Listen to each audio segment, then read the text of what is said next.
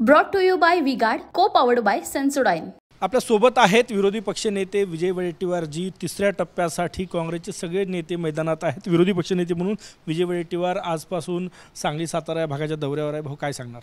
नाही, मी आज लातूरला जातोय। लातूरवरून सोलापूर, कोल्हापूर, पुणे या भागामध्ये 7 तारखेपर्यंत प्रचाराचे दौरे दिलेले आहेत।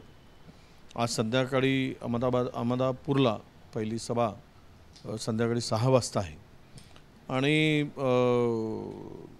एकूणच या 4-5-6 दिवसामध्ये तिसरा आणि चौथा टप्पा या ज्या ठिकाणी आमचे उमेदवार आहेत, आघाडीचे उमेदवार आहेत, त्या ठिकाणी प्रचारासाठी म्हणून आम्ही निघतो आहोत आणि मला विश्वास आहे की एकूणच राज्यातील परिस्थिती आत्ता पाहता कालच आपण पाहिलं आहे की सलमान खानच्या व घरावर गोळीबार करणाऱ्या आरोपीचा मृत्यू होतो। खरं तर या राज्यातील गृहमंत्र्यांनी त्या संदर्भात राजीनामाच नीतिमत्तेला धरून राजीनामा देण्याची आवश्यकता होती। अशा यापूर्वी अनेक घटना आपण महाराष्ट्र साक्षीदार आहे। आरोपीचा पोलीस स्टेशनमध्ये खून होतोच कसा, मृत्यू होतो कसा, त्याच्यामागे काय काळवेळ आहे, हे सगळं जर पाहिलं तर कायदा सुव्यवस्था राज्यातील पूर्णतः उद्ध्वस्त झालेली आहे।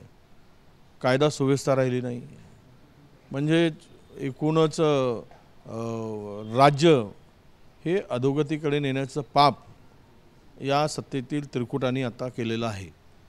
त्यामुळे प्रत्येक पातळीवर हे सरकार अपयशी आहे, केंद्रातील असू देत किंवा राज्यातील असू दे। आणि म्हणूनच आम्हाला पूर्ण विश्वास आहे की या दोनही टप्प्यामध्ये प्रचाराला आम्ही तर जातो आहे, पण यापेक्षाही जनतेने ही निवडणूक हातात घेतलेली आहे आणि जनता या नतभ्रष्ट सरकारचा बंदोबस्त पूर्णतः केल्याशिवाय राहणार नाही। सलमान खानच्या घरावर ज्यांनी फायरिंग केली त्यांनी आत्महत्या केली, त्याची चौकशी होणार आहे। तुम्ही काय वेगळी मागणी करणार आहे का चौकशीची?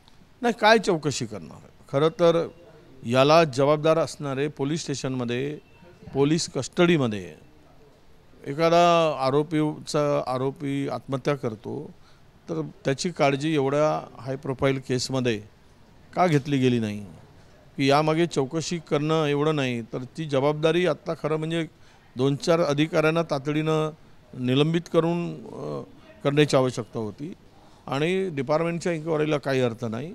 याची खऱ्या अर्थानं न्यायालयीन चौकशी व्हावी अशी आमची अपेक्षा आहे आणि ती सरकारने करावी।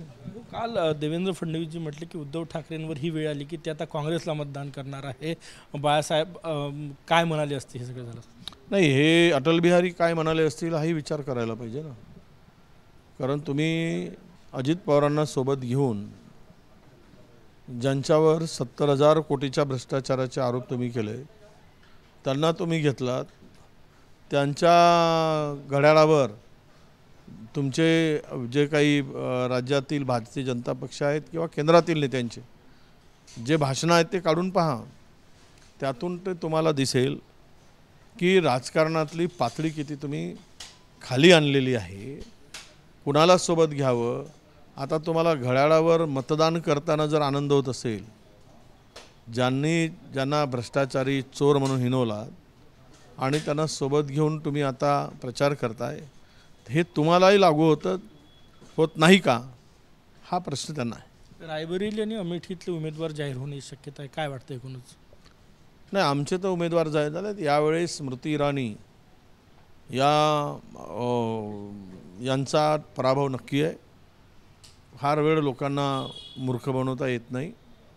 आता तर तिकडे पोस्टरही लागलेत की स्मृती इराणी लोकसभा क्षेत्रातून गायब आहेत म्हणून, लापता आहे, इनको ढूंढो, अशा प्रकारचे लागले। राहुलजी पुन्हा लढणार आहे तिथे? राहुलजींची उमेदवारी घोषित झाली। राहुलजी आणि प्रियंकाजींची, रायबरेलीमधून प्रियंकाजी लढणार आणि अमेठीमधून राहुलजी लढणार, हे त्यामध्ये मला डिक्लेअरही झालेलं आहे। शरद पवारांवर नारायण राणे यांनी टीका केली, ते 84 वर्ष अस्वस्थ का, आमचा 400 पार येणार, आम्ही सत्ता येणार, मोदी पुन्हा सत्तेत येणार। नाही, कोणी कोणाला काय बोलावं ह्याला आता उंचीच राहिली नाही, खरं म्हणजे मर्यादा राहिली नाही असं मी म्हणेल। या मर्यादा सगळ्या उल्लंघन चाललेल्या आहेत. 84 वर्षीसुद्धा देश वाचवण्यासाठी एक वयोवृद्ध आणि नेता लढतोय वाघाच्या रूपानं, त्याची देशातील जनता तारीफ करत आहे. परंतु ज्यांचा राजकीय अधपतनच आहे त्यांच्याकडून या दुसऱ्या अपेक्षा ठेवणं मग चुकीचं आहे. साताऱ्यामधील एक बडा काँग्रेसचा नेता भाजपमध्ये येणार, प्रकाश आंबेडकर यांनी सुतवच केलेलं आहे. नाही, प्रकाश आंबेडकर अशा मधामधामध्ये पुढ्या सोडत असतात. आणि याच्यापूर्वी त्यांनी अनेक पुढ्या सोडलेल्या आहेत. आता पुढे ओपन झाल्यानंतरच माहीत होईल की नेमकं सत्य काय. बावनकुळे म्हटले की उद्धव ठाकरेंनी बाळासाहेबांचं ऐकलं असतं तर ही वेळ आली नसती. ते म्हटले होते की मी काँग्रेससोबत जाईल तेव्हा माझं दुकान बंद करेल. बाळासाहेब काय म्हणले तर त्यापेक्षा भारतीय जनता पक्षाचा एजेंडा काय होता तेही सांगितलं पाहिजे ना. तुम्ही बलात्कारींना, चोरांना सोबत घेऊन फिरताय, त्यांना अभय देताय, तर हे कुठल्या नीतिमत्तेत बसतं. आणि तुम्ही एखाद्याचा पक्ष संपवायला लागला, सत्तेमध्ये सोबत घ्यायचा आणि त्या पक्षाला संपवायचा, कोण सहन करणार आहे. बाळासाहेब जर आत्ता असते तर भारतीय जनता पक्षाला महाराष्ट्रात फिरू दिले नसते, हेही तेवढंच खरं आहे. Cameraman साईसह Gajanan Mate, TV9 Marathi, Nagpur. Brought to you by V-Guard, co-powered bye Sensodyne.